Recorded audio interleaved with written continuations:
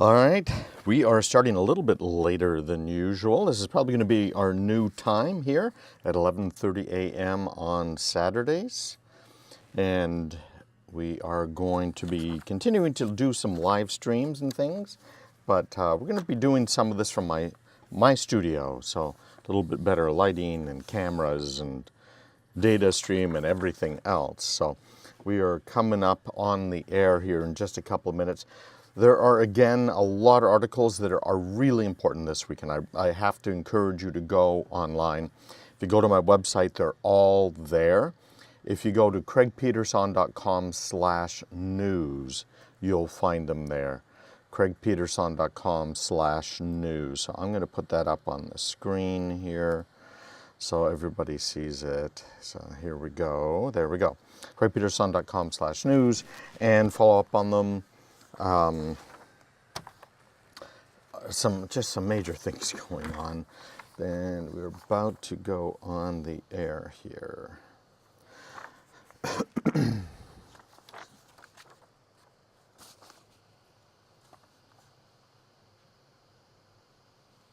Welcome back, Craig Peterson here. Yeah, we shifted about a half an hour.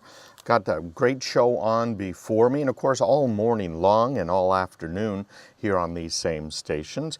So we are going to continue here in this time slot for the time being, and we're going to be producing some more things, some features and stuff, so you might hear me on during other programs as well with some of the features, so we can keep up to date on the news and the technology and things you need to know. But today we are going to talk about the best antivirus. It's not the traditional antivirus. A really interesting article by Kevin Purdy. We're going to talk about Twitter, and if you have a Twitter account, there's a security problem we'll talk about. Same thing's true if you have Windows. Major security problem disclosed this week. I want to talk about China. Man, the Facebook data leak, you thought that was bad? Wait until you hear what's been happening on a wide scale in China. No, I'm not talking about the social cred, where we talked about that months and months ago before any of the news outlets picked it up. But the social cred in China, where they are penalizing you for jaywalking, right? There's all kinds of stuff by using their cameras. We're going to talk about another thing China's doing that's absolutely, I think, horrifying. But, you know, what are you going to do? Thank goodness I don't live in China. Stick around. You're listening to Craig Peterson, and here we go. Okay, so quick intro. Hold on a second. Mute myself.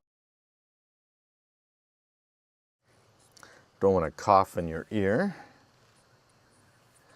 And we will continue with this.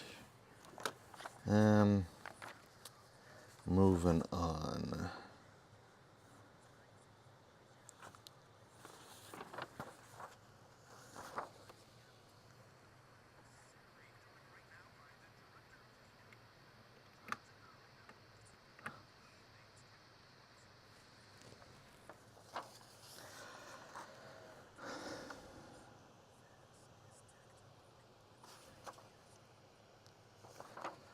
You know, we're actually getting close to 20 years now, long time, and the show's moved around a lot. It's interesting to talk about it last week, where I used to be on at 6 a.m. on Saturday mornings for 3 hours, and then we moved it around, and I had a 3-hour show for, I don't know, probably at least 10 years, maybe even longer, closer to 15, frankly.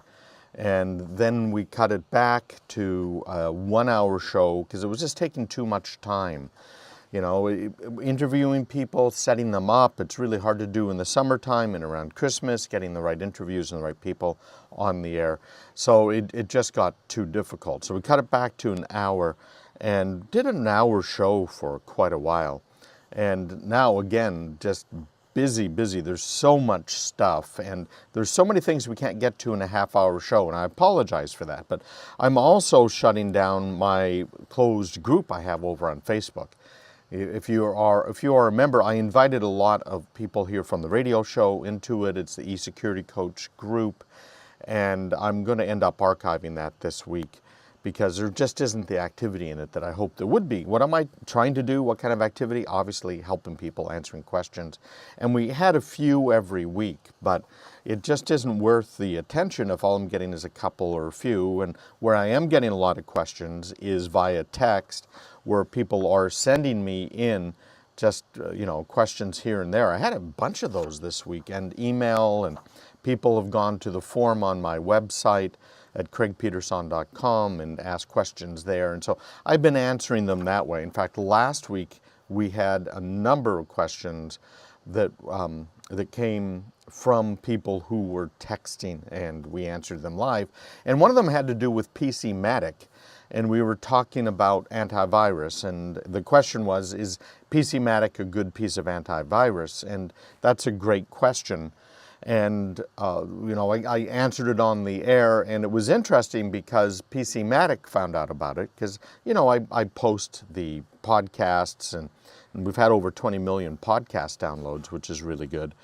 And they want to talk about it a little bit more, because they were talking about how they do the whitelisting, because PCmatic does it differently than almost everybody else that's out there.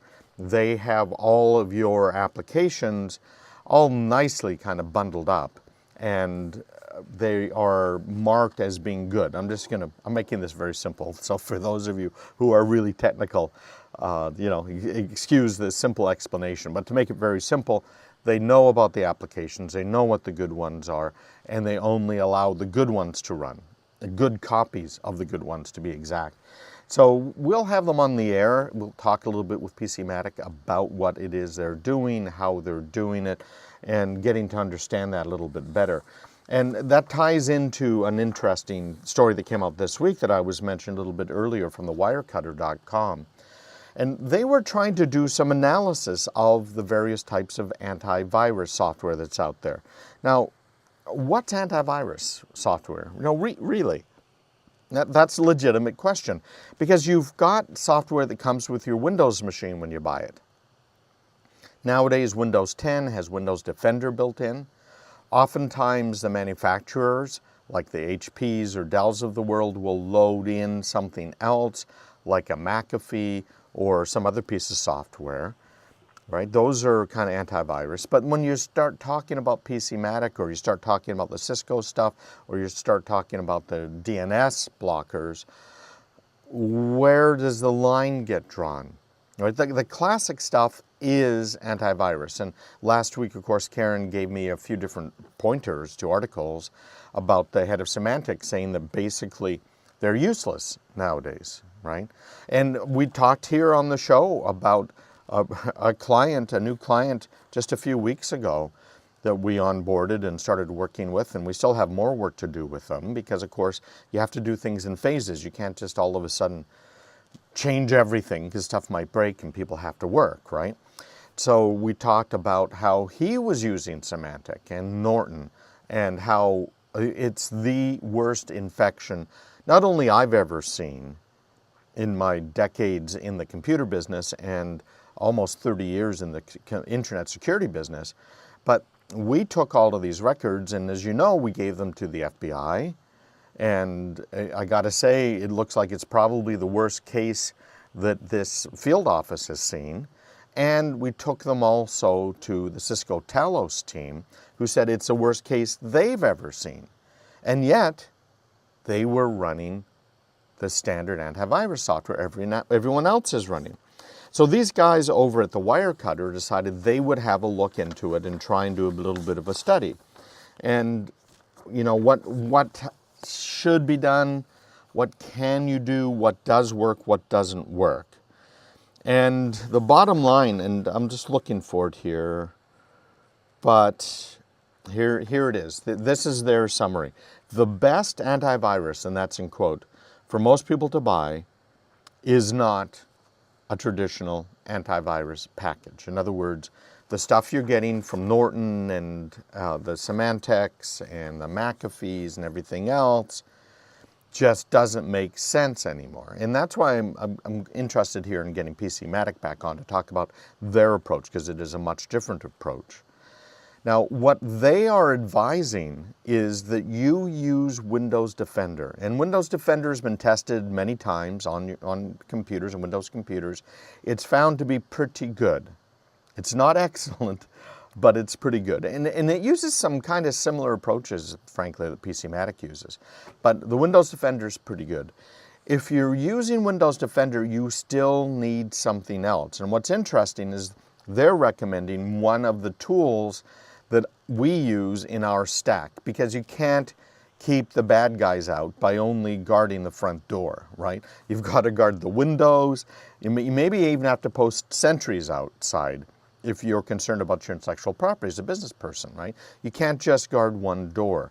So what they're recommending is you get Malwarebytes Pro and use that in conjunction with Windows Defender. Now, they're not saying that you're safe with that, because you're not, but it gets you beyond the, 30% effective is kind of the number I've been using lately, because we put together a nice chart looking at all of the windows and doors in your computer and how can they, how can the bad guys get in? What can they do to tunnel under a wall or come in through a window or just walk in the back door or the front door, right? So we analyzed all of that, and we worked with a big team to figure this out, over 200 of the world's best security analysts, and we put this all together, and 30% is about the best you're going to get from just your normal, regular antivirus package. If you move beyond that and you add Malwarebytes, you're probably in the 80 to 90% range. And that's where PCmatic is claiming a lot of success. And as I said, we'll be talking with them, but to move it closer. And then we use a whole stack of stuff, which brings you up to the 99+% safety, because you have to be watching every door, every entrance. You got to make sure they're not coming up through the basement, et cetera, et cetera. So these writers spent dozens of hours, and they looked at results from independent labs like AV-Test, AV-Comparatives, Ars Technica, PCMag, who do a lot of reporting on this sort of stuff. Also looked at what groups like Usenix are saying, Google's Project Zero, which is a zero-day attack tracker project, very interesting. What the IEEE has to say, some of the standards bodies that are out there right now, like DFARS, if you sell to the military directly or indirectly, the HIPAA standards, and some of the other ones that are out there. So they looked at all of this stuff, and that's what they came up with. They found that when you're trying to protect against the regular stuff, those are the two tools you need: Windows Defender and Malwarebytes Pro.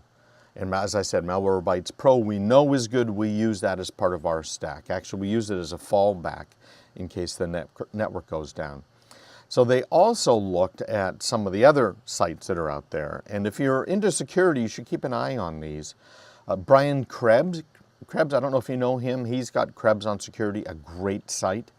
Bill McKinley, he's the ED over at the New York Times. And by the way, Wirecutter is owned by the New York Times. And many others here: Rich Mogul, Joseph Cox, Whitson Gordon, Alan Henry, just a bunch of people. So they're not recommending a traditional antivirus suite because it's, quote, insufficient for a security app to just protect against a single set of known viruses. There are potentially infinite malware variations that have been encoded to look like regular trusted programs, and that deliver their system-breaking goods once opened. Although antivirus firms constantly update their detection systems to outwit the crypting services, they'll never be able to keep up with malware makers' intent on getting through. So since we have a lot of questions about this sort of thing, I'm going to continue to do some more research. We're going to get some of these vendors on. I want them to kind of defend their position, what they're doing. How can they be out there selling a product that's 0% effective, right? Obviously, they don't think it's 0% effective. So we'll find out from the horse's mouth, and then we'll do a little bit of analysis on it. So stick around. When we get back, we are going to talk about the whole thing happening in China. We know about data mining. In fact, we'll talk just quickly here about Bitcoin when we get back. We know about Bitcoin mining But did you know China's mining brains? This is something else. And by the way, we are on Twitter. It's just Craig Peterson over on Twitter. If you are a Twitter user, new alert just came out. Twitter is saying that, and when I logged in, I saw it too. They're saying that 330 million users' passwords have been stolen or potentially stolen from them. So have a look for that. Twitter, all 330 million users exposed. So if you have a Twitter account, go to the site, change your password, make it a good one. Make it a nice long password. That's going to make a huge difference for you. Stick around. We will, of course, be right back. You're listening to Craig Peterson. All right. A little more coughing than usual, thanks to the trees all budding. It's nice outside.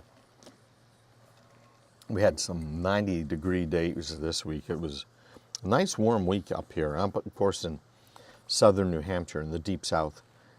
And, man, it really was quite hot. Okay, so we're going to get to that. We're going to get to that.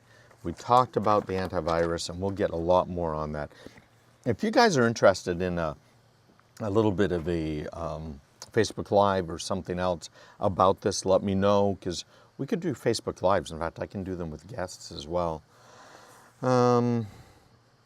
Facebook's coming out with this Clear History privacy tool. You might want to keep an eye out for that. One of the things they're trying to do is make it so that they're not tracking everything, right? At least without you knowing. And one of the things they're going to do is they're going to have a tool where you can just click on it, say clear all my history, so that they're no longer giving you information that you might consider irrelevant. Now, it's interesting to compare this to music, because I read some really interesting studies. Boy, that's like two interestings in one paragraph. Some really good studies talking about it, and how when people look at their music and try and project out 10 years from now, what will I like? It invariably changes. Your tastes in music change, and so do your interests, right? In 10 years from now, you're not going to be interested in Donald Trump, and most people aren't interested in Hillary Clinton anymore. So it's kind of interesting. Get rid of your, I said interesting again, get rid of your Facebook history so that you can start afresh and start getting the information that you want. So that'll be coming out. And I've really got to make a good point, or a big point here, about Google's best security feature. And frankly, it is using something that we all really should be using. That's two-factor authentication. We should be using that. And I turned it on a bunch of my accounts this week. And I got to clear this up too, because last week my credit monitoring, because I know my data has been exposed because I'm watching on the dark web. So my credit monitoring showed somebody opened a credit card in my name and hasn't been paying the bill. So I got to get on that on Monday. So less than 10% of Gmail users are using two-factor authentication to log in. Something to look up for everything. I'm using it now on Facebook as well.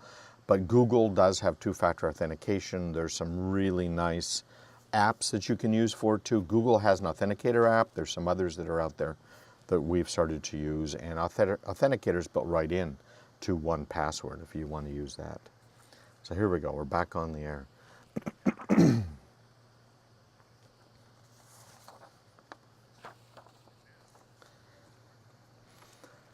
Hey, welcome back. Bitcoin, I've got to bring this up. I was at a conference, and you know, I go to these conferences constantly. I spend weeks in conferences every year, plus trainings that we do, right? It goes on, because learning is something that just has to continue, particularly if you're in the IT business, and with me so heavily in the security business, it's absolutely crazy. So I was at a conference, and this would have been in April. So, no, actually, this was November. Yeah, it was November last year. And I was in Dallas, and at this conference, there was a guy who was passing out his business cards because he was launching a new cryptocurrency. And all you had to do was invest. I don't think he used the word invest, right? Because that would make it more illegal than I think it already is, but matter of definition. But you could buy these coins, and he was talking about how Bitcoin and how it went from a few cents up to $20,000 almost, and of course now it's worth just a fraction of that. And if you bought his cryptocurrency, it was going to be so much better. So I asked him, so why does your cryptocurrency matter? What's going on? So he gave me this song and dance story, and I delved into it. I said, listen, I've had people on my radio show, experts, to talk about cryptocurrency. And we have come to the conclusion that it's trash. No one is using it for transactions, except for, remember I told you about this with the Secret Service? The only people that are really accepting and using cryptocurrencies are drug dealers. The big international cartels, not the local guy that you're buying your $20 bag of weed or whatever it is from. The big guys are using it. And a great article in Recode this week from Bill Harris. And he's the former CEO of Intuit. He's the founding CEO of PayPal and Personal Capital. And I've had Bill Harris on my show before. And he's saying Bitcoin is the greatest scam in history. Now remember, Intuit is a financial company. PayPal's a financial company. Personal Capital, a financial company. Bill Harris should know. And he is saying that some of these cryptocurrencies out there are pure frauds. Ernst & Young's estimating that 10% of the money raised for initial coin offerings has been stolen. And much of the rest of it, and this is me talking, not Ernst & Young, much of the rest of it is a complete waste. The losers are ill-informed buyers. I'm reading this from Bill Harris. The losers are ill-informed buyers caught up in the spiral of greed. The result is a massive transfer of wealth from ordinary families to internet promoters. And massive is a massive understatement. Right now, there's more than 1,500 different cryptocurrencies, and they are now registering over $300 billion worth of, quote, value, unquote. And in this case, the value is how much people are willing to pay for them. So it's not valuable as a means of payment because hardly anyone accepts it except for international drug cartels who pretty much universally accept it. And we talked on the show before about what the Secret Service briefing informed me about that. And it's not good for a store of value because of the extreme price volatility, right? And now volatility is the exact opposite of a store of value. And it is not a thing in itself. It has no intrinsic value. And yes, I hear everybody saying, well, Federal Reserve notes have no intrinsic value, but they kind of do. They are used as a means of payment. In fact, the world uses US dollars as a means of payment. They are a store of value, although inflation eats away at them. And not a thing in itself, but nothing to worry about there. So Bill Harris, someone you should listen to, is telling us that Bitcoin is the greatest scam in history. And I don't think he's far off on that one. Facebook data leak, you know about this, right? You know that Facebook gave all of the information about all of its users to the Clinton campaign, the Obama campaign. And you know that Cambridge Analytica was able to bamboozle some people out of their information and the information of their friends to the tune of a couple 100,000 people. Obviously, nowhere near as good as what the Obama campaign was able to do. But, people were upset, and I think for good reason, because they were bamboozled, right? They were tricked into playing this game. Facebook thought that the company Cambridge Analytica was doing some analytics on it. They didn't realize that it was being used to help promote political campaigns, in this case, the Trump campaign. So whatever the political side is behind this, people are upset, right? The left's upset about Trump getting a hold of it, and the right is upset about the Obama campaign getting a hold of it. But let's look at what China's doing now. China has these sensors that they are putting into caps. Now, If you're watching this on Facebook Live, I'm going to show you the picture of one of these caps. So hold on a second here. So this cap is kind of like the cap you'd expect to see from a police officer, right? It's just a regular looking military police-esque cap. But inside the cap, there are sensors. And these sensors are monitoring the workers' brain waves. So the workers, they're outfitted in uniforms, they're in production lines making equipment for whatever, industrial, telecommunications, computers, right? But the workers now, on a large scale, are wearing these caps that monitor the brain waves, and they're using that data to manage the pace of production and to redesign workflows. Now this reminds me back when I was a professor over at Pepperdine University, and I was teaching a management information course. This was back in the 80s. And we talked about the Hawthorne effect. And man, I don't have time to go into any details here, but where they're measuring productivity. How many widgets can you make? And you might remember a scene like that too from Schindler's List. That's what they are doing now. They have a number of these brainwave surveillance devices that are out there. They are concealing them in safety helmets, and workers' brainwaves are being streamed to computers. It's just nuts. No doubt about its effect. They are getting a lot more productivity out of the workers as they squeeze them. $315 million business in Japan. All right, we are out of time for today. If you are not on my email list, make sure you sign up. If you are, have a look at this morning's emails. There are another half a dozen articles that I thought were important this week. We just don't have time to get to on the show. So look at your email and sign up if you are not already signed up. It comes from me at craigpeterson.com. Have a great week, and we will see you again next week right here, new time, 11:30. Take care. You've been listening to Craig Peterson. Bye-bye. Actually, I'm out 40 seconds early, aren't I? Oh, okay. That was my mistake. Oh, well, we got tunes.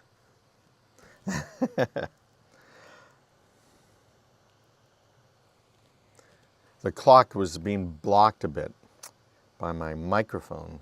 That's a problem.